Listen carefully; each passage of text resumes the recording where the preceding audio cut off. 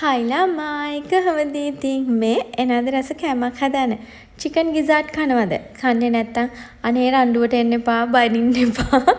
කන්න නැත්තම් ස්කිප් කරන් යන්න. කනවා නම් මෙන්න මේ රෙසිපිය try කරලා බලන්න. මේක මගේ රෙසිපියක් නෙමෙයි.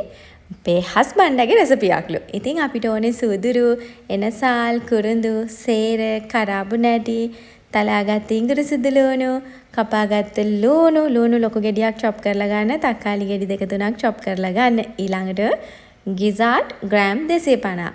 ඇතිලියක් ලිපේ තියලා රත් කරලා ඒකට අපි දානවා සූදුරු, එනසාල්, කරාබු නැටි, කුරුඳු. ඔන්න ඔය ටික ඔක්කොම එකතු කරලා මෙන්න මේ තෙලට දාන්න ඕනේ. ඊට පස්සේ chop කරගත්ත ලුණු ටික එකතු කරගන්න ඕනේ. මුලින්ම ඉංග්‍රීසි ලුණු දාන්නේ නැතුව ලුණු ටික තමයි දාන්නේ. සාමාන්‍යයෙන් සමහර දේවල් උයද්දී ඉංග්‍රීසි ලුණු මුලින් දාන්නේ නැතුව ලුණු දාලා ඊට පස්සේ ඉංග්‍රීසි ලුණු එකතු කරගන්න ඕනේ මෙන්න මේ විදිහට. චිකන් ගිසාට් පීකුදු හදනකොට තව දේවල් තියෙනවා. ඉස්සරහට ඒ දේවල් කියන්නම්කෝ මං හොඳද? ඉතින් ඉංග්‍රීසි ලුණු එකතු කරගත්ත දේවල් ටෙම්පරාදු කරගන්න ගමන් අපි ඕකට එකතු කරගන්නවා මිරිස් කුඩු මේස හැඳි එකමාර. මේ පාර නම් මගේ මිරිස් කුඩු එක සැරයි කියන්නේ හොඳටම සැරයි. ඊට පස්සේ මිරිස් ටිකක් චුට්ටක් තෙලේ ටෙම්පරාදු වුණාට පස්සේ කපාගත්ත ගිසාට් ටික එකතු කරගන්න පුළුවන්. සමහර අය ගිසාට් එක සම්පූර්ණයෙන් එහෙමම දානවා. අපේ ගෙදර ඒක දෙකට කපලා තමයි එකතු කරගන්නේ. ඊට පස්සේ කහ කුඩු බැදපු 3-5 ගම්මිරිස් කුඩු. ඔන්න ඔය ටිකයි රස අනුව ලුණුයි එකතු කරලා හොඳට ටෙම්පරාදු කරගන්න ඕනේ. මේ ගිසාට් කියන එක මං හිතන්නේ සමහර අය කන්න අකමැති. හැබැයි හරිම රහයි මේක මේ විදිහට උයලා රහයි. එතකොට බැදලා රහයි, ඩෙවල් රහයි. හරි පොඩ්ඩක් ඉන්නකෝ.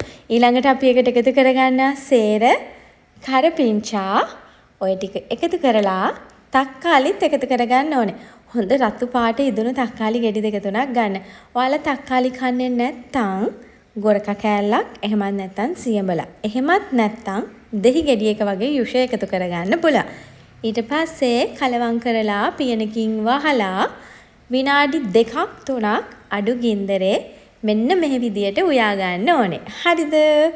ඊට පස්සේ අපි මේකට වතුර කෝප්ප එකමාරක් හෝ දෙකක්.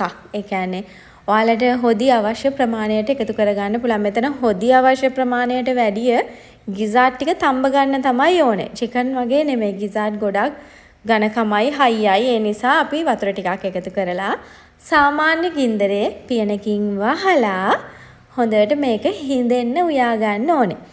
පළවෙනි එක ගිසාට් උයද්දි හොදි ගොඩක් තියාගන්න එපා.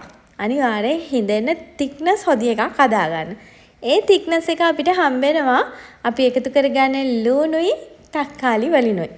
දැන් ඔන්න ගිසාට් එක උතුරගෙන එන්නේ මේ වෙලාවට හරීම සුවඳක් එනවා. මොකද අපි සේර හැම පහේ වර්ගයක්ම එකතු කරලා තියෙනවානේ.